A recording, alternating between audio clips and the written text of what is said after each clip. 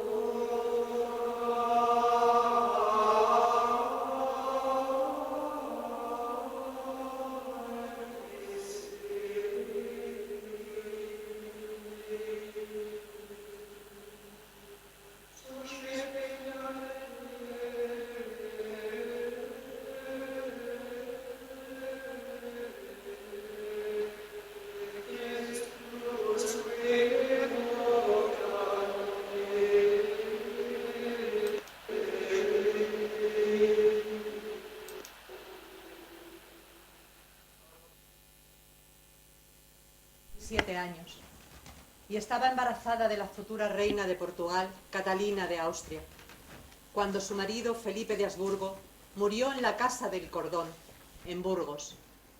Fue en la madrugada del 24 al 25 de septiembre de 1506. Según la costumbre flamenca, se le practicó la autopsia. Su corazón fue enviado a Flandes. Los físicos y galenos que examinaron el cuerpo no pudieron apreciar signos de envenenamiento. Sin embargo, la voz se propagó y se culpó a Fernando el Católico de haber tenido parte en la muerte de su yerno. Una vez certificada la muerte, fue embalsamado para que se conservara el mayor tiempo posible, y se le construyó un féretro de plomo, forrado de madera, con tela y bordados de oro.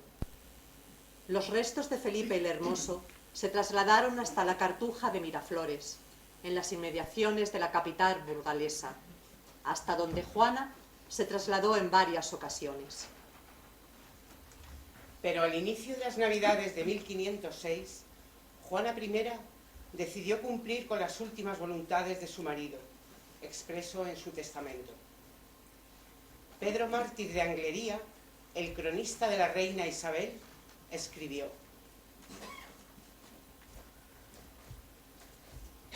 Era el 20 de diciembre. La reina salía de Burgos para huir de la peste y, queriendo dar cumplimiento a la voluntad de Felipe expresada en su testamento de ser enterrado en Granada, quiso llevarse consigo el cadáver. Los prelados se negaron a acceder a sus deseos, pues un cuerpo muerto no podía ser trasladado antes de los 6 meses. Esta negativa la hizo desconfiar y dio orden de volver a abrir el sepulcro, encargando a los obispos de Jaén, Málaga y Mondoñedo y a los embajadores del Papa, del emperador Maximiliano y del rey Fernando allí presentes, que se cercioraran de que aquel era realmente su cuerpo, el cuerpo de don Felipe, y ellos certificaron que lo era, en efecto, aunque todo lo que pudieron ver fue una figura completamente irreconocible envuelta en un sudario. No se distinguía bien si tenía rostro de hombre, porque envuelto en vendajes impregnados en ungüento y embadurnado todo en espesa cal, nos parecía estar viendo una cabeza hecha de yeso. Y doña Juana declaró que no hallaría descanso hasta que lo hubiera conducido a la gran iglesia de Granada, donde él había querido ser enterrado. Interesaron entonces más los desvaríos de una mujer loca que su determinación de convertir aquel viaje en la excusa perfecta para no casarse con Enrique VII de Inglaterra, que la pretendía. Ejercer de viuda lo impedía, según una tradición de Castilla que indicaba que la reina viuda no podía volver a casarse si su marido estaba insepulto. Además, contraer matrimonio de nuevo habría sido de consecuencias negativas para la herencia de su hijo Carlos.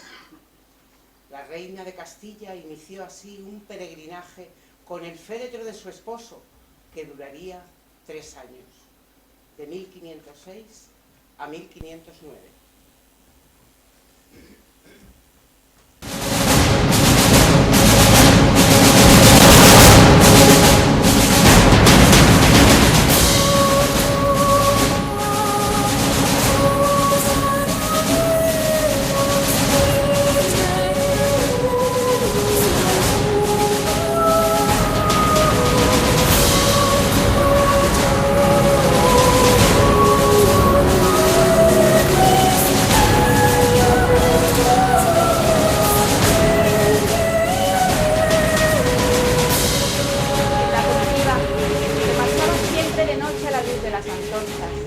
pues la reina afirmaba: una mujer honesta, después de haber perdido a su marido, que es su sol, debe huir de la luz del día.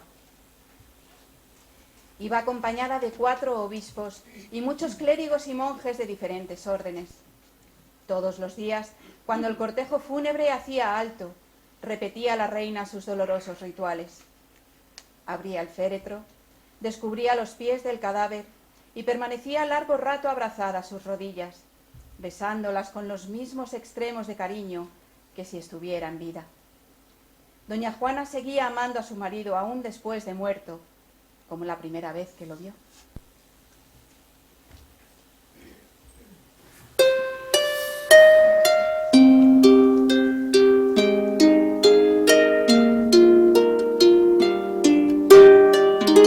Fue en 1496, cuando Juana partió hacia Flandes para desposarse con Felipe de Habsburgo. Ella tenía 16 años de edad y era una de las mujeres mejor preparadas del Renacimiento, a pesar de no haber sido formada como futura reina. Juana estudió urbanidad, buenas maneras propias de la corte, artes como la danza y la música. Se había entrenado como amazona y conocía las lenguas romances, además del francés y del latín. Entre sus principales preceptores se encontraba Beatriz Galindo y su propia madre. Su esmerada educación se había debido a la importancia que la reina Isabel le daba a la cultura.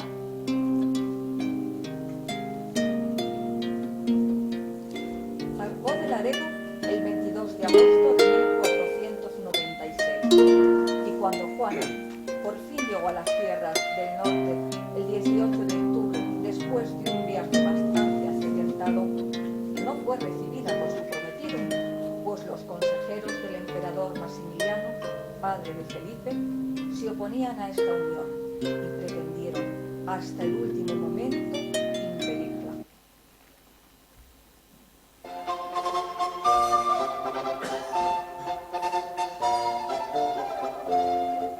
Fue trasladada a la ciudad de Líder, donde se encontraba su futuro esposo Felipe. Cuentan, nada más verse, cayeron enamorados. Era sábado por la noche. La boda oficial iba a celebrarse un día después, domingo, con miles de asistentes, música y una misa oficial. Sin embargo, el amor fue tan inmenso, que esa misma noche, con 5 testigos flamencos y 3 españoles, Juana y Felipe contrajeron nupcias en una pequeña iglesia de Lier, con pocos asistentes y bajo el único motivo de poder consumar su matrimonio sin más dilación.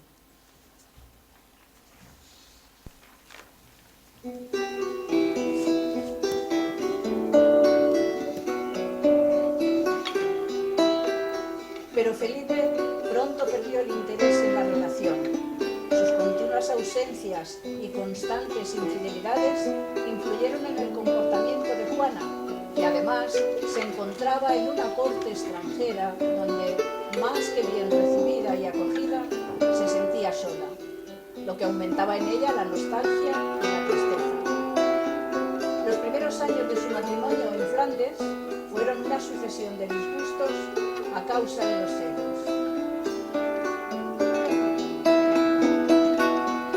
Hay un testimonio conmovedor de la propia Juana. Si en algo usé de pasión y dejé de tener el estado que convenía a mi dignidad, notorio es que no fue otra cosa sino el celo. No solo se halla en mí esta pasión, mas en mi propia madre, la reina, fue a sí misma celosa. Mas el tiempo saneó a su Alteza, como placerá a Dios que hará en mí. Pero el destino de Juana, archiduquesa y princesa en Flandes, muy pronto se vio alterado por una serie de fallecimientos en el seno de su familia española. Apenas había pasado un año de su matrimonio, cuando en octubre de 1497 murió su hermano mayor Juan, que había sido desposado con Margarita de Austria, hermana de Felipe el Hermoso. Juan tenía tan solo 19 años y, según se dijo, su muerte se produjo por excesos en las relaciones íntimas con su joven esposa. Un año después, falleció la otra hermana mayor de Juana, Isabel, casada con Manuel I de Portugal, al dar a luz a su hijo Miguel de la Paz, que quedaba como heredero de España y Portugal, pero también murió antes de cumplir los 2 años. De este modo, en 1500, Juana se convirtió en la única heredera de las coronas de Castilla y Aragón. Por entonces, nadie cuestionaba la capacidad de Juana para reinar. Sus arranques temperamentales eran conocidos, pero se los consideraba un rasgo de personalidad heredado de su madre, la reina Isabel. Es más, solía recibir exaltados elogios de sus cualidades. El obispo de Córdoba, enviado por los reyes católicos como embajador a Flandes, informaba de que era vida por muy cuerda y por muy asentada. Igualmente, el embajador residente de España había llegado a decir: En persona de tan poca edad, no creo que se haya visto nunca tanta cordura. Curiosamente, comenzó a considerársele loca cuando Juana tuvo la posibilidad de ser la heredera de la corona hispana, tras la muerte de sus hermanos.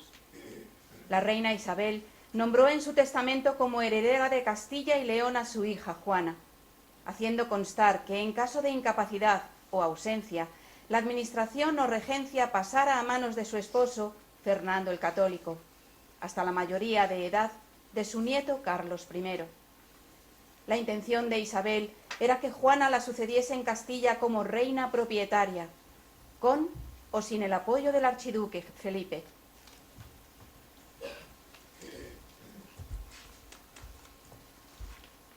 y establezco e instituyo por universal heredera de todos mis reinos a la ilustrísima princesa doña Juana, mi muy cara y muy amada hija, primogénita, heredera y sucesora legítima de los dichos mis reinos, la cual, luego que Dios me llevara, se intitule reina.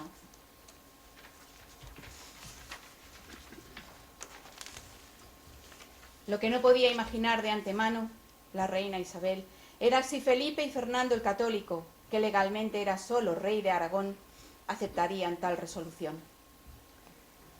Igualmente, en su testamento, la reina Isabel intentó impedir una posible usurpación por parte de Felipe de Habsburgo. Por ello, la soberana subrayaba su condición de extranjero y prohibía expresamente que se asignara cualquier cargo, civil o eclesiástico, a personas que no fuesen naturales de sus reinos. Juana y Felipe partieron de Bruselas rumbo a España en noviembre de 1501, dejando a sus hijos, Leonor, Carlos e Isabel, en Flandes.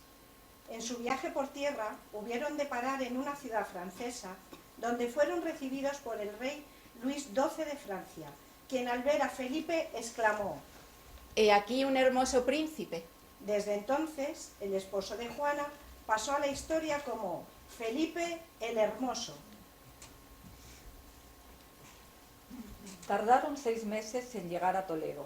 En cuanto Juana y Felipe llegaron a España, la reina Isabel lo dispuso todo para que las Cortes de Castilla reconocieran a su hija como heredera legítima al trono. Finalmente, prestaron juramento como herederos ante las Cortes castellanas en la Catedral de Toledo el 22 de mayo de 1502.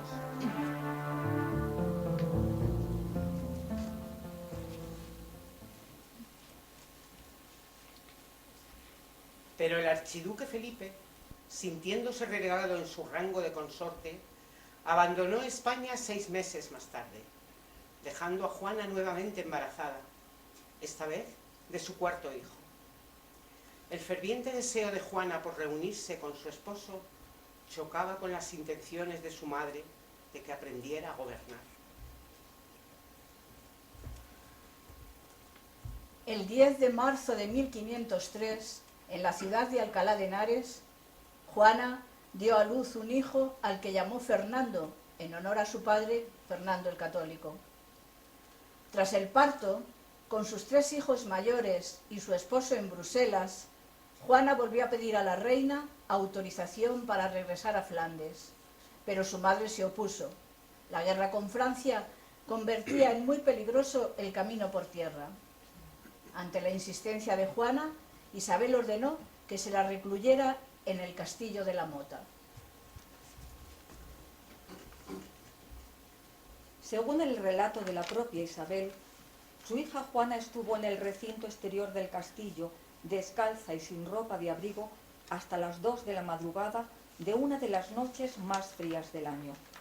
Juana forzaba a su madre a concederle una entrevista y que le permitiera partir hacia Flandes. Finalmente, Isabel consintió, pero después de fuerte discusión y haber incurrido Juana en desacato.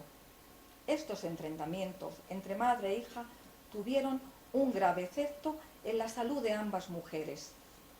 Debido a estos episodios de nerviosismo y ansiedad que sufría Juana cada vez que se tenía que separar de su esposo, empezó a estar bajo vigilancia en todo momento. Juana llegó a Flandes en junio de 1504. Cuentan que allá en Bruselas se enfrentó a una muchacha que mantenía relaciones con su esposo. Armada con unas tijeras, la insultó y acabó cortándole unos mechones de cabello, que después lanzó a la cara de Felipe. Ya entonces, Felipe consideró la posibilidad de enclaustrar a su mujer.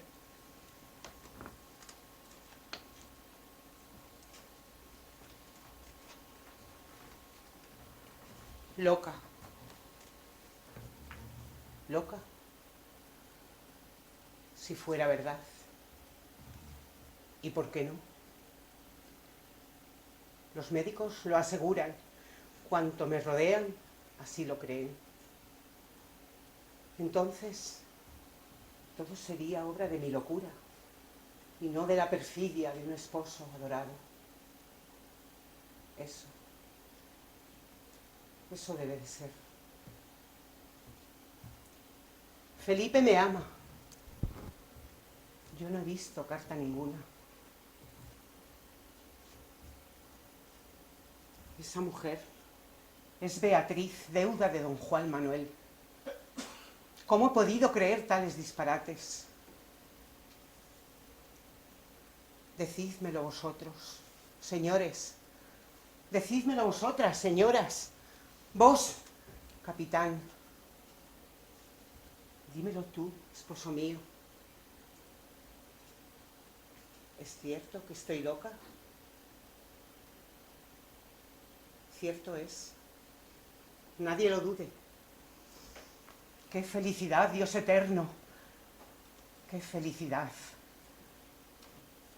Creía que era desgraciada y no era eso. Era que estaba loca.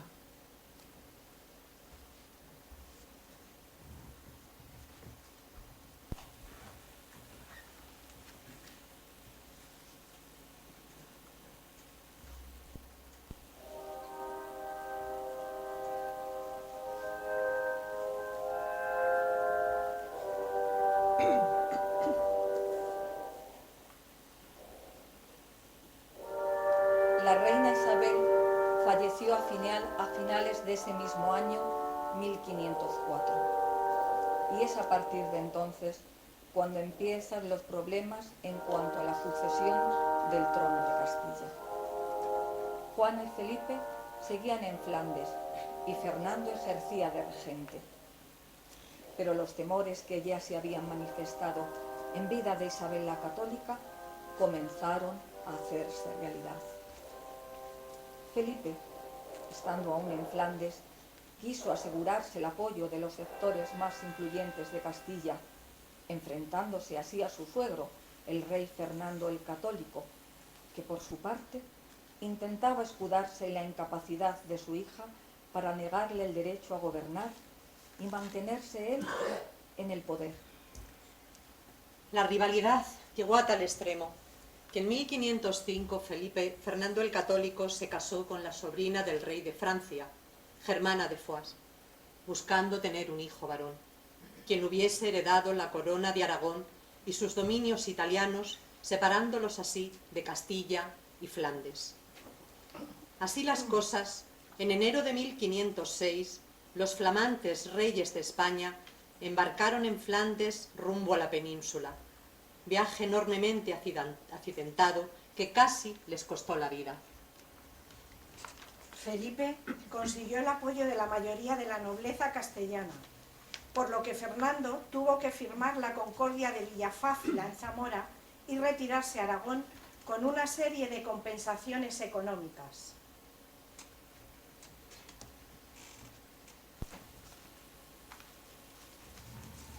Soy reina. Ciño la corona de mi madre, Isabel. Mas no ignoras cuánto desdeño yo esas grandezas. Dame, en vez de resplandeciente diadema de oro, una corona de flores tejida por tu mano. En vez de regio alcázar, en donde siempre hay turbas que nos separan, pobre choza donde solo nosotros y nuestros hijos quepamos. En vez de dilatados imperios, un campo con algunos frutos y una sepultura que pueda contener abrazados nuestros cuerpos. Tu amor en vez del poder y la gloria. Y creía yo entonces que pasaba del purgatorio al paraíso.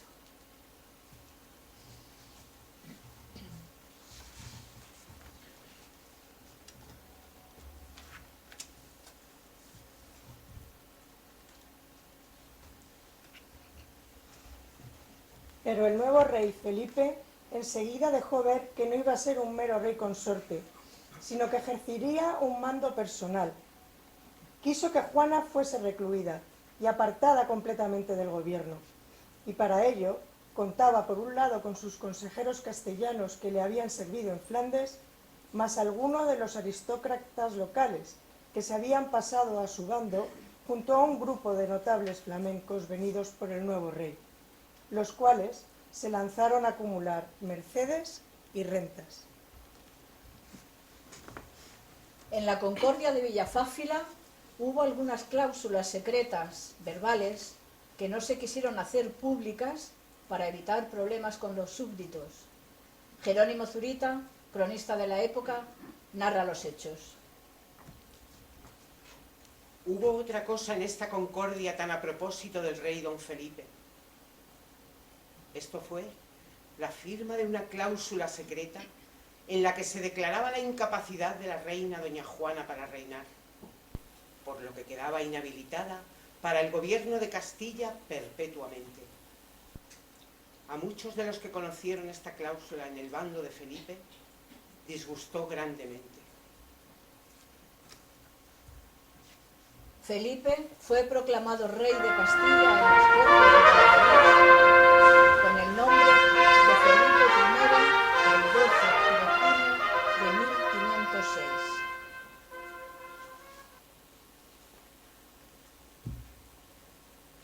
El duque de Medinasidonia y el cardenal Cisneros no dudaron en apoyarlo.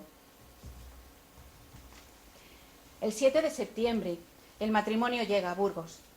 Felipe intenta crear un gobierno en Castilla y encerrar a Juana en una fortaleza. A punto estuvo de conseguir la reclusión y que las Cortes de Valladolid determinaran la incapacidad de doña Juana para reinar. De no haber sido, porque el almirante de Castilla, don Fadrique Enríquez de Velasco, se negó a poner su firma en la circular dirigida a la nobleza hasta no haber comprobado personalmente el estado de la reina. 2 veces se entrevistó con ella, y Juana dio tales muestras de buen sentido que el almirante no solo se negó a firmar, sino que además advirtió a Felipe de los disturbios que provocaría su inhabilitación. ¿Qué os sorprende?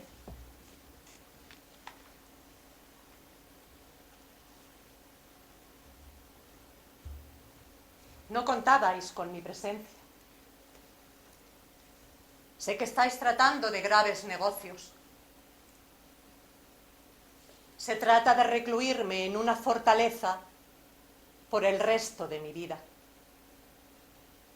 Se trata de hacer propiedad de don Felipe de Austria una corona que solo a mí pertenece.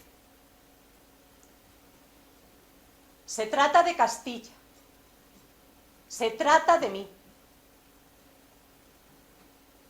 Y sabiendo que ya ibais cobrando ojeriza a mi pobre vestido negro, para contentaros, y siquiera que una vez me consideréis reina, me he echado encima, como veis, mis galas más deslumbrantes. Señor de Bey, caiga sobre vos la responsabilidad de haber inspirado a este pelele el sueño insensato de llegar a ser el amo de Castilla. Os disculpa, señora, vuestra locura. No os escondáis, don Manuel, un descendiente del rey San Fernando, convertido en encubridor de los excesos del duque de Austria. También vos habéis venido, señor marqués de Villena, duque de Escalona. Tal vez estos caballeros ignoren que vuestro antepasado fue uno de los asesinos de doña Inés de Castro, que vuestro noble padre dio veneno al príncipe don Alfonso, que vos hicisteis matar a vuestra primera mujer. Loor a todos vosotros, señores. Natural es que así procuréis el ultraje de vuestra reina y la ignominia de vuestra patria. Siempre fuisteis enemigos naturales del trono y del pueblo. Si el cielo os concediera el entendimiento suficiente, comprenderíais que no podéis dar sino prisión a Castilla. Bueno fuera que os dieseis por ofendidos. ¿Sabe una loca lo que se dice? Y yo estoy loca, hasta más no poder. Gloriosa raza la vuestra. Sé muy bien que esos señores que son mis médicos quieren encerrarme por loca. Solo que yo no quiero dejarme encerrar. Matar a la gente, señores, tal es vuestro derecho. Para enterrarla con vida, aún no tenéis licencia. ¡Callad de una vez! Esta asamblea ha decretado ya vuestra reclusión. Y a vos, don Felipe, ¿qué podré decir para consolar vuestra pena? Estáis pálido. La ambición os devora. Pues necesitáis mucha fuerza para llegar a cumplir con los propósitos de vuestra codicia. Salid de aquí. No me obliguéis a utilizar la violencia. ¡Por Cristo! Sonó la hora de que yo empiece a reinar. Amar como todas las mujeres es amar a un hombre. A semejanza de Dios ha de amar a una reina, amando a un pueblo entero. No penséis vosotros romper de nuevo el freno de las leyes con que os sujetó la mano poderosa de la católica Isabel. Temblad ante la hija, como temblabais ante la madre. Vuelvan al reino los bienes que les arrebató vuestra codicia. Vuelva la fuerza que es suya a la corona. Ya vosotros no sois Castilla. Castilla es el pueblo. Castilla es el monarca.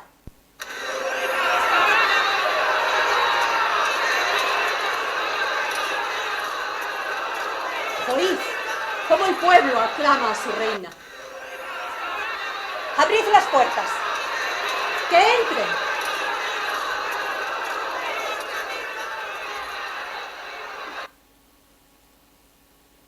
¿Qué queréis, Felipe? Mi pueblo ha perdido el juicio como yo. Ya veis, los locos abundamos en Burgos. Felipe, señores, quedad con Dios. La reina loca os saluda.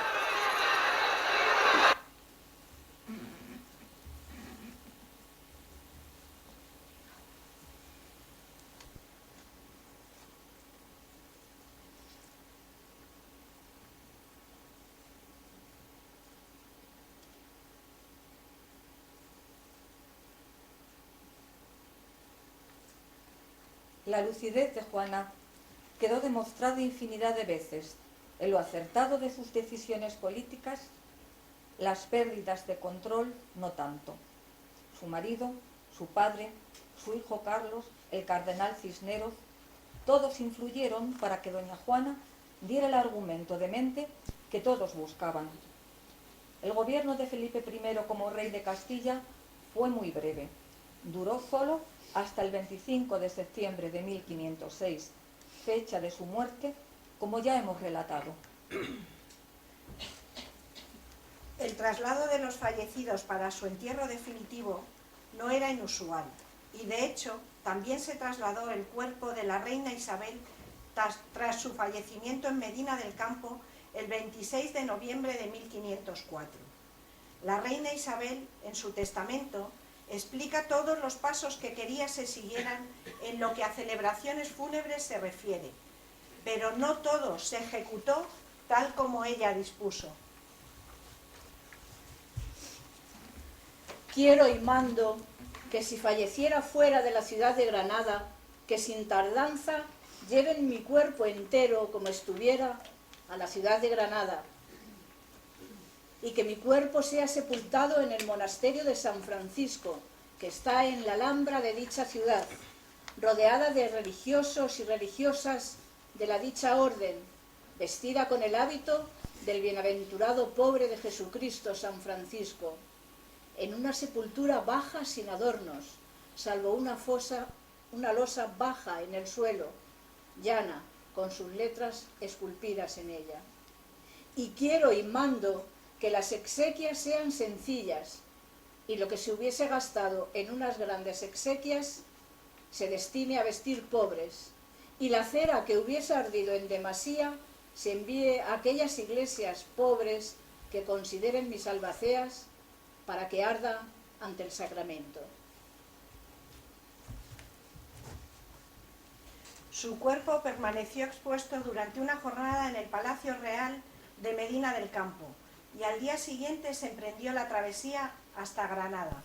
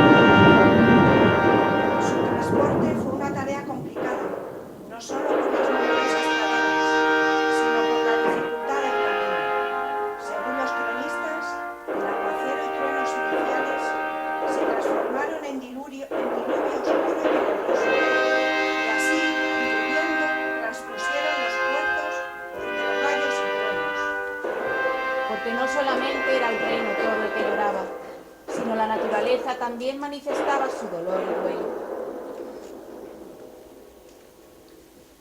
Se tardaron 21 días en llegar a Granada, hasta que el 18 de diciembre de 1504, un cortejo formado por 200 personas que acompañaban el cuerpo de la reina, entró por fin en la ciudad, por el Arco de Elvira. El ataúd de Isabel la Católica fue recibido por 20.000 personas en Granada. Finalmente, en noviembre de 1521, a instancias de su nieto Carlos V, una vez terminada la capilla real, los restos de Isabel fueron trasladados en procesión hacia este lugar, colocándolos en una cripta, bajo un mausoleo de mármol. Fernando el Católico murió en 1516 y fue también trasladado desde Madrigalejo, en Cáceres, donde murió, hasta Granada, donde fue enterrado junto a la reina Isabel.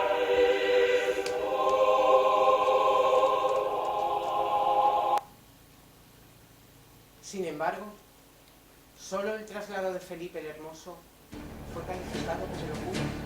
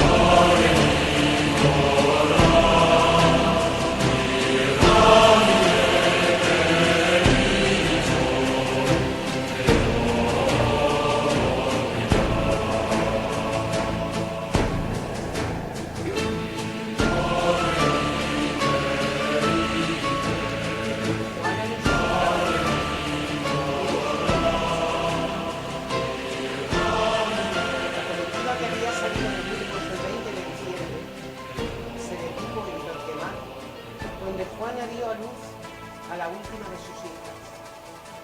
Fue el 14 de enero de 1507 cuando nació Catalina. Así la llamó por su hermana pequeña, que vivía en Inglaterra, también triste y alejada de sus familiares.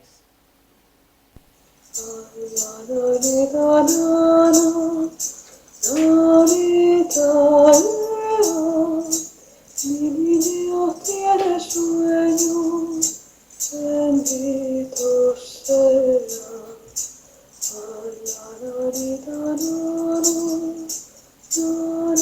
La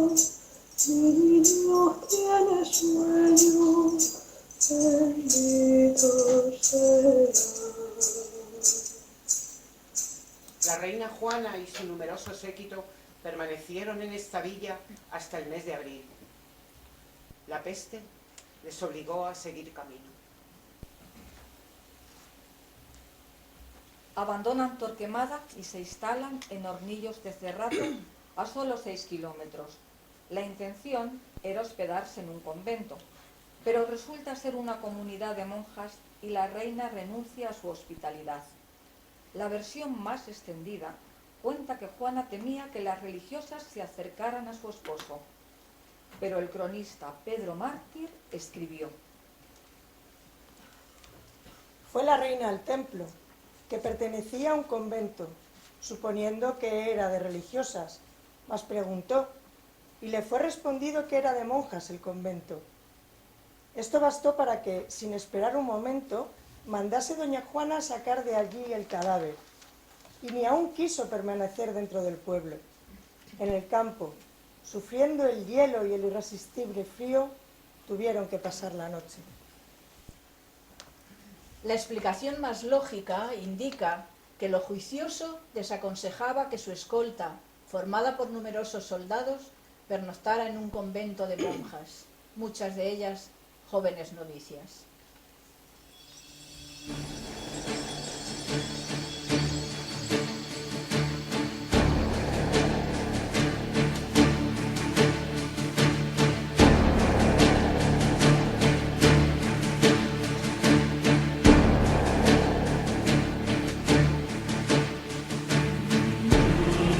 Fernando el Católico pide un encuentro a Juana, una conferencia. Conciertan que se celebre en Tórtoles de Esgueva, cerca de Hornillos. Juana acude junto a su escolta y el cadáver de Felipe. El rey llega acompañado por todos los grandes de Castilla, el arzobispo de Toledo, el marqués de Villena. Juana se ve sola, frente a todos y a todo, y se echa en los brazos de su padre, según relatan las crónicas. El rey Fernando instó a su hija para que traslade la corte a otra ciudad más grande. Ella era la reina de Castilla, y a ella le correspondía, al menos oficialmente, tomar ese tipo de decisiones. Doña Juana rehusó dirigirse de nuevo a Burgos, diciendo que nunca más en su vida quería visitar la ciudad donde fue privada de su marido. Cede la regencia de Castilla a su padre, aunque ella nunca dejó de ser reina y señora propietaria de aquellos reinos. Finalmente, Fernando dicta el internamiento de su hija en 1509. Decidió que el Palacio Real de Tordesillas sería el lugar en el que la legítima reina de Castilla pasaría el resto de su vida. Juana tenía entonces 29 años. Juana nunca sospechó que Tordesillas sería su último destino y que nunca llegaría a Granada viva. La reina Juana está hilando apostada al ventanal, enfermo de mal de amores, ¿quién la pudiera sanar? Cuando a tantos se persigue, ya no es de cuerdos amar. Toma el copo, lanza el uso y otra vez vuelve a empezar. Doña Juana está muy triste, sabe Dios por qué será. En Tordesillas, el féretro de Felipe reposaba en el altar mayor de la iglesia del monasterio de Santa Clara, junto al palacio. Dicen que ella podía contemplarlo desde el castillo.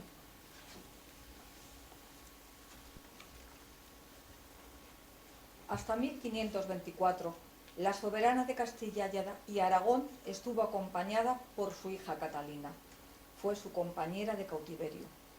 Juana fue su profesora. A pesar de la reclusión, Catalina bailaba y cantaba, y su madre le enseñaba latín, humanidades, teología y música. Juana fue para Catalina su madre, su maestra y su compañera. Estuvo 16 años con su madre, hasta que Carlos V decidió liberar a su hermana para que contrajera matrimonio con Juan III de Portugal, convirtiéndose en reina, afianzando así los lazos entre ambas naciones. Es famosa la frase que la tradición afirma que la reina Juana dirigió a su hijo: No tienes bastante con quitarme mi trono y mis joyas, que también quieres llevarte a mi Catalina.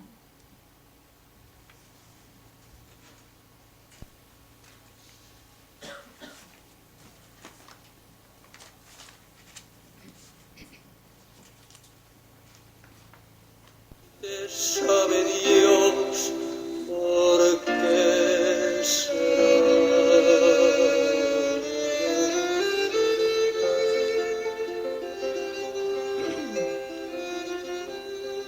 Cuentan las crónicas que Catalina de Portugal fue una reina bondadosa, amada y venerada. Dejó su huella creando orfanatos, escuelas, conventos y monasterios. Era extraordinariamente piadosa y una de las pocas reinas del Renacimiento que tuvieron influencia en los consejos de Estado. Y eso habiendo sido educada por su madre, Juana la Loca. 2 años después, en 1526, sin informar a la reina y en medio de un gran secreto, se trasladó el ataúd de Felipe el Hermoso hasta Granada, donde recibió sepultura en la catedral. Durante su cautiverio ocurrieron diferentes acontecimientos políticos. Murió Fernando el Católico en 1516, de lo que no informaron a Juana, y tras una breve regencia del cardenal Cisneros, en 1517, la nobleza en general optó por reconocer a Carlos como rey, aunque se precisó que don Carlos sería rey junto a su madre. Juana nunca fue declarada incapaz por las Cortes de Castilla, y mientras vivió, en los documentos oficiales debía figurar en primer lugar el nombre de la reina Juana, algo que no gustó al príncipe. Las Cortes hicieron una serie de peticiones al rey, entre ellas que aprendiera a hablar castellano, el cese de nombramientos a extranjeros, la prohibición de la salida de metales preciosos y caballos de Castilla, y un trato más respetuoso a su madre.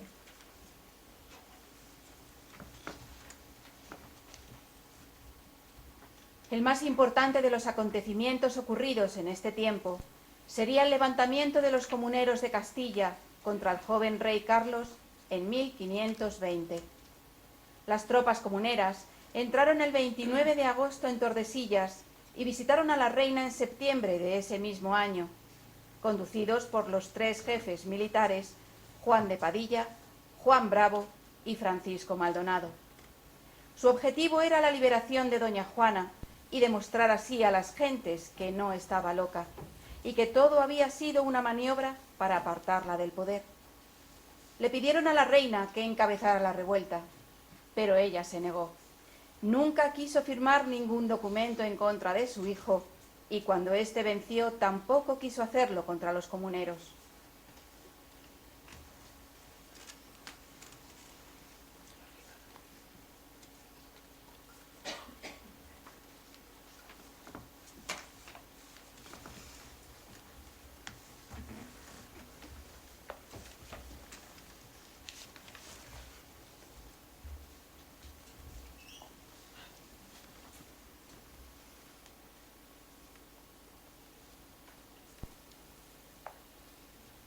He querido visitar una de las aldeas más humildes de esta tierra y por eso estoy aquí, respirando con vosotros el aire campesino.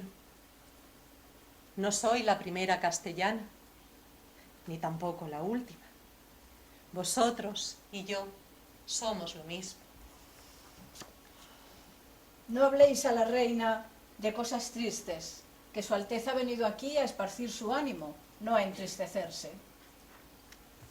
Pues verá vuesa merced, ya era yo casado y con hijos, cuando entraron en Tordesillas aquellos arrogantes caballeros que nos traían la buena nueva de las comunidades.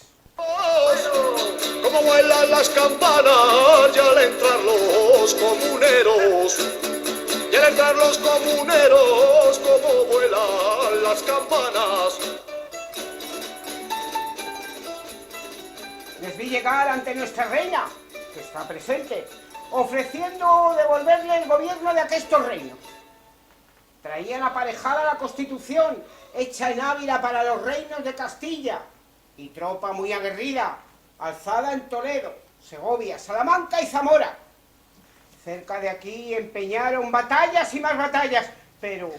No sigas. Y fueron desbaratados por las tropas imperiales y...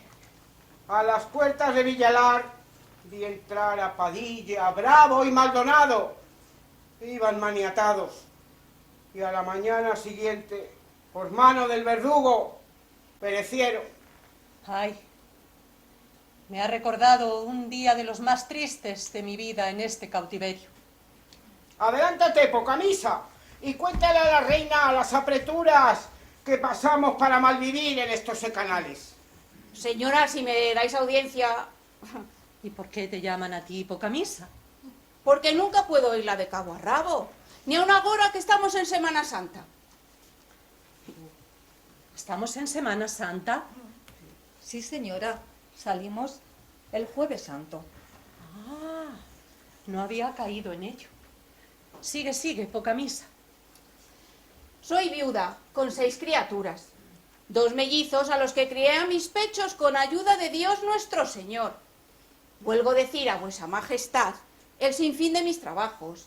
A los pequeñicos y a los mayorcicos, cuidarlos de limpieza y sustento, y luego en mi heredad poner estas manos a todas horas para que la tierra nos dé lo que necesitamos para vivir. Pobre mujer. Ahora entiendo por qué no puedes pasar el tiempo debido en la iglesia. Ansí es, señora. Una mañana, al salir de la parroquia, topé con un cura, que me echó unos latines y me mandó quedarme en la iglesia. Yo me planté y le dije, ¡ay, soy hijo de tal! Si quiere usted que me quede aquí rezando, vaya a mi lugar, coja el azadón, lábreme la tierra y cuídeme a los críos. Muy bien, Pocamisa. Tu respuesta fue muy acertada. Así es, señora. Las labradoras, que no tenemos más que el día y la noche, pedimos a vuesa grandeza que nos quite esa roña de pechos, alcabalas, foros, gabelas y otras socaliñas. Y que no parezcan por aquí esos zánganos que, sócolos de favorecernos, vienen a llevarse el sudor de nuestro trabajo, para costear las endiabladas guerras de los países que llaman bajos, tierra de flamencos, y los países de italianos, romanos, turcos, y de los infieles que son las alimañas. No, mujer, alemañas, querrás decir. Ah, ¿qué más da? Yo me intereso por todos y hablaré con mi hijo una y otra vez para que os libere de estas cargas tan onerosas. ¡Viva la reina de Castilla! ¡Viva! Ay, reina de nombre, nada más. ¡Ay, bienaventurado sea el imperio si nos ampara! Pero a condición de que esta santa reina sea nuestra emperadora. Pero qué bruta eres, Pocamisa, no se dice emperadora. Pues ¿cómo se dice? Se dice emperatriz. Cállate, arrapiezo, ¿qué sabrás tú?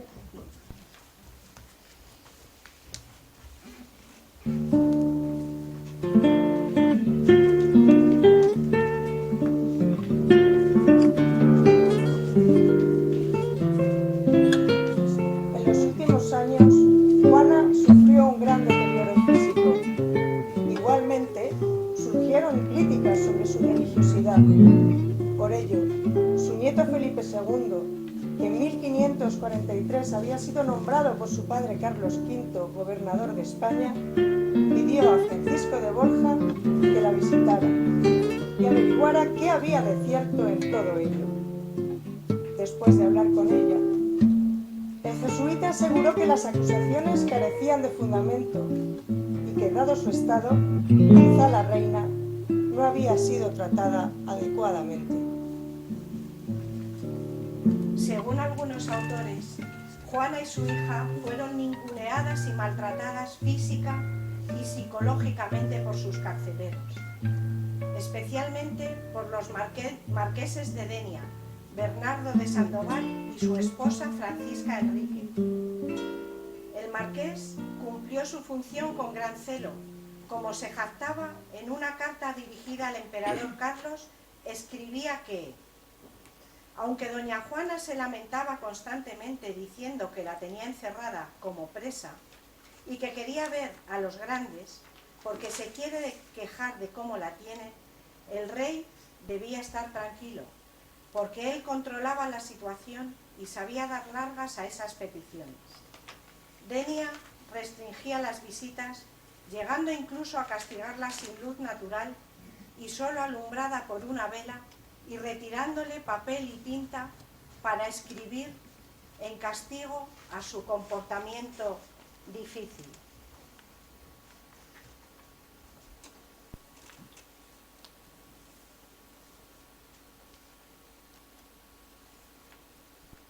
En Castilla.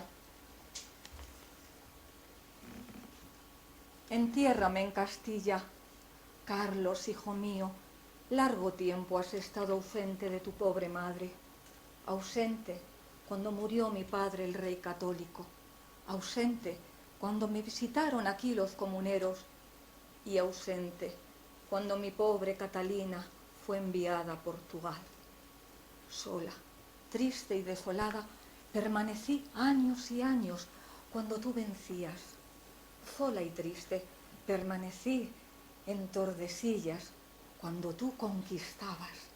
Y ahora, el César, el glorioso César, vive abrumado por su propia grandeza y por la extensión de su colosal poderío.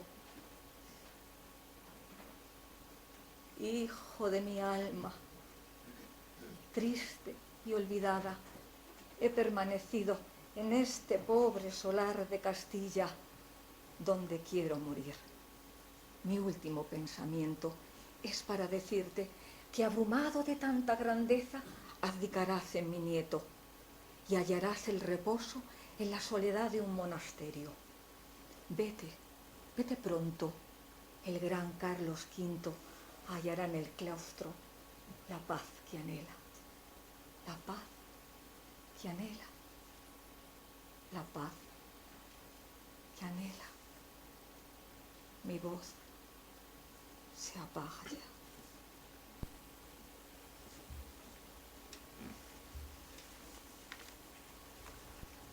Juana I de Castilla murió el Viernes Santo, día 12 de abril de 1555, a los 76 años, tras haber permanecido confinada casi medio siglo en Tordesillas. Francisco de Borja atestiguó que sus últimas palabras fueron: que Jesucristo crucificado sea conmigo.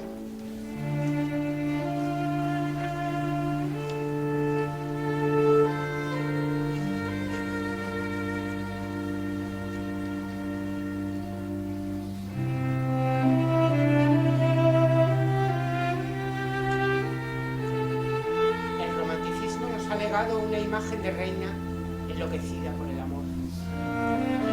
Su figura sobrevive entre la historia y la leyenda. El interés por ella se desarrolló especialmente en el siglo XIX y fue protagonista en pintura, teatro, música y literatura. Emilia Pardo Bazán escribió un artículo titulado "Un drama psicológico en la historia, Juana Reina", convencida de que Juana podría haber sido la más conmovedora y sublime de las heroínas de Shakespeare. Así decía: solo Shakespeare podría dar forma en las regiones del arte a doña Juana.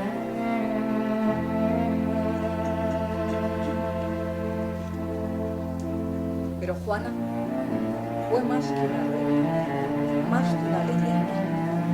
Fue reina de Castilla y Aragón y madre de reinas y emperadores. Y su reinado duró más de 50 años, desde 1504 hasta su muerte. Su cadáver fue depositado en la iglesia del Real Convento de Santa Clara en Tordesillas, hasta que en 1574 fue trasladado a Granada, donde descansan sus restos junto a los de su esposo.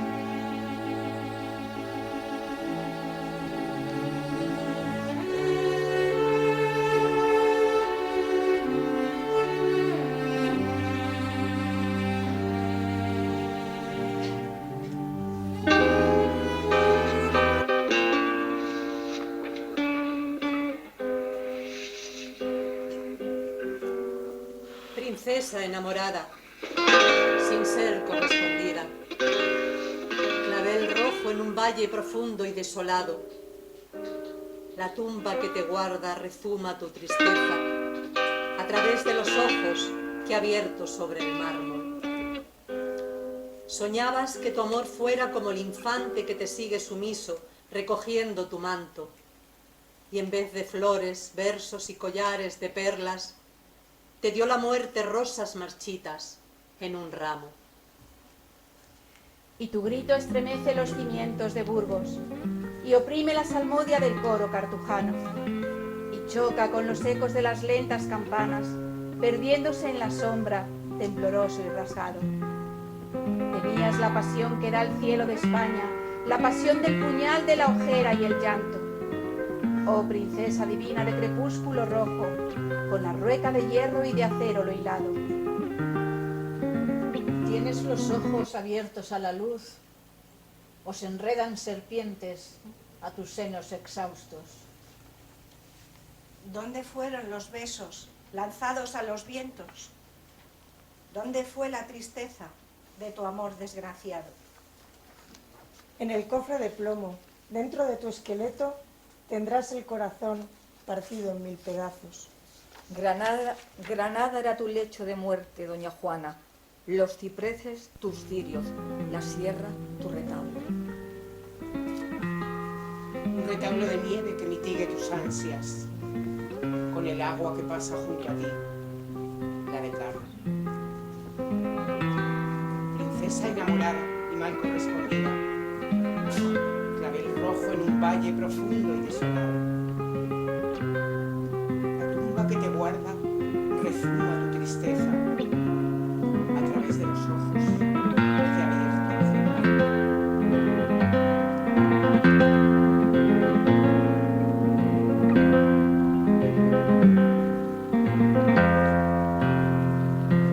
Cuando murió Juana, las iglesias de Londres se vistieron de luto. En Viena y Bruselas se celebraron misas solemnes en su honor, porque Europa la lloraba como a una reina, la hija de Isabel, la madre del emperador.